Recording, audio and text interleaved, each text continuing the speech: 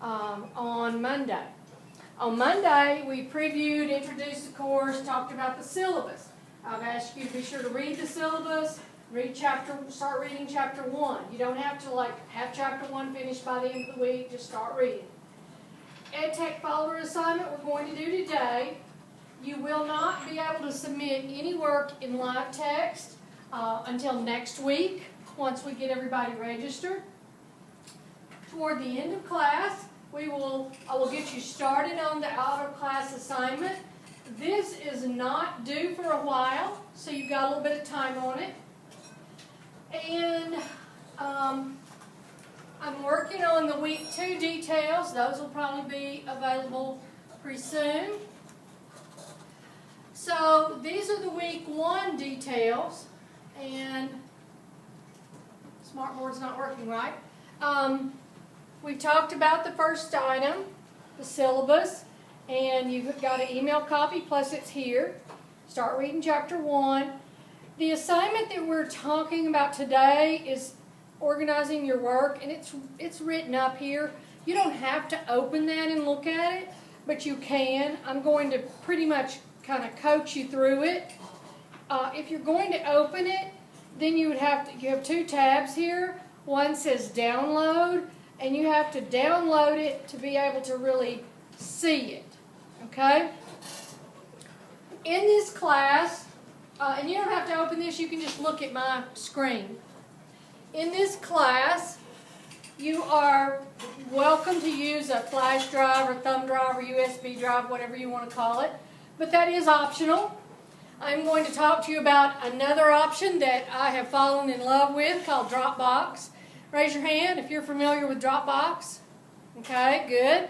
And Dropbox is wonderful because you can place things there. Matter of fact, the videos that I mentioned that I would give you access to, they will be posted in Dropbox.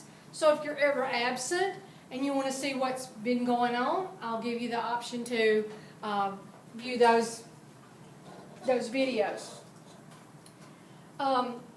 This is going to seem sort of like I'm taking you through teeny tiny baby steps, but I want you to realize that some people need those teeny tiny baby steps, and a lot of you do not. And I'm sorry, I'm just going to have to ask you to be patient.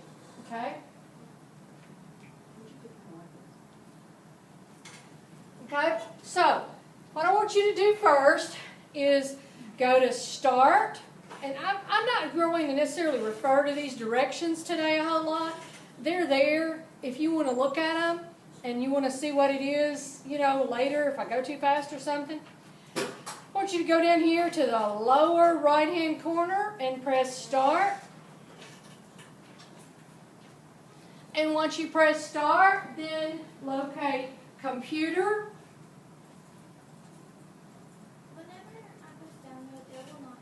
Because you're in Internet Explorer, and Internet Explorer is not working right today. Okay. So go to Start and press Computer. We realized that Internet Explorer was acting funny during the 9 o'clock class. We'll talk about Internet Explorer and other browsers maybe later today if we have time. Press Computer, and then once you've selected Computer, you should see network locations that look similar to this. And the one that you're really looking for is the one that we refer to as the R drive. And the reason we call it the R drive is because it has an R right there at the very end of that long line of information. But really and truly what I want you to look for is your first initial and some of the letters of your last name. It might even have your whole last name.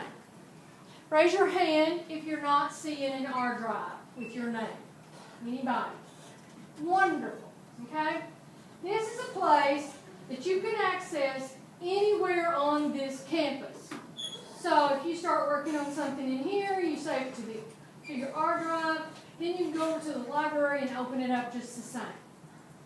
Unfortunately, you cannot access it off campus. And I don't think, you used to be able to like get your laptop set up to access it. And that was wonderful for the people that lived in Sebastian Commons or the dorm. But then some students told me in the 9 o'clock class that we can't do that anymore. So, you would, if you were in the dorm and you were working on your laptop and you wanted to access the R drive, then you'd have to get up and go like to the library or someplace that has a computer lab that has 24-hour access. Okay?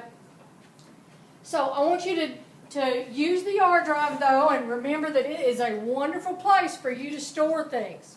So double click on the R drive that has your name, and most likely you're seeing a big blank space. I've got a bunch of stuff in my R drive, so I've got a lot of folders. Raise your hand if you're seeing anything in that space. Okay, so in other classes, you may have used the R drive to save some things. I've had students in the past that said, oh, there's my stuff from English Comp 1. I was wondering where that went, And so, yeah, you forget that you have it there. So it's there, it's going to stay there until you graduate. All right? So it's a safe place to store your work. Organizing your work is important because how many of us have worked and worked on a document and you saved it and you know you saved it and then you go back and you can't find it. And it's because it was saved some random place. And so that's one of the things about this assignment is to get you in the habit of always saving it, the work for this class, always saving it to an EdTech folder so that you have all your work for this class in one folder. So the first thing we're going to do is create that folder. So right up here in the upper left corner, you've got the word organize, burn, and new folder. Raise your hand if you don't see that. Look at my screen and you can see that. Click new folder. And it probably will create it toward the bottom of the screen if you have other stuff in it. Did you find it? You need to click new folder. You're in the R drive. Okay? Once you click new folder, then it's going to create a folder for you, and it's going to have the words new folder in blue. As long as it's still highlighted in blue, you can type and change the name. If you clicked off in the white space or something, then you may have to click and drag again to highlight it. So call it EdTech, EdTech, and you don't have to put your name in it or anything because you're saving it in your R drive. Now, you've got an EdTech folder that you've created. Okay?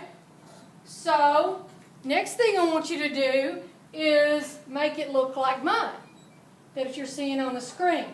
So, over here in the right-hand upper corner, there's a little icon that has a drop-down arrow. Look at my screen if you need to see what I'm talking about. There's like a little question mark, and then there's like a little notebook paper, and then there's a little arrow. It says more options. Click on that arrow. And then change yours to extra large icon. Raise your hand if you need help with this. Okay. Now you should have a big folder. Okay? Now go ahead and, if you haven't already, maximize that window by going up here next to the X and click not on the minus sign that says minimize, but click on this one that says maximize. Now we're going to take a picture of your screen. So you remember on our website there was a link that said PC screenshots and Mac screenshot directions. Those are the directions that we're going to follow right now. The PC screenshot directions are the ones we'll use in this lab all the time.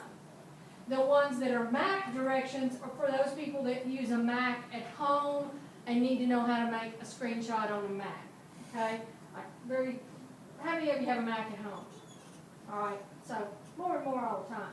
So that's why I started including the Mac directions, or trying to include it on everything. I use a Mac at home also. Okay, so the PC screenshot directions, you don't have to open them up today, but eventually I want you to be able to do this without me coaching you through every click. So this is something that you'll eventually learn how to do, okay? So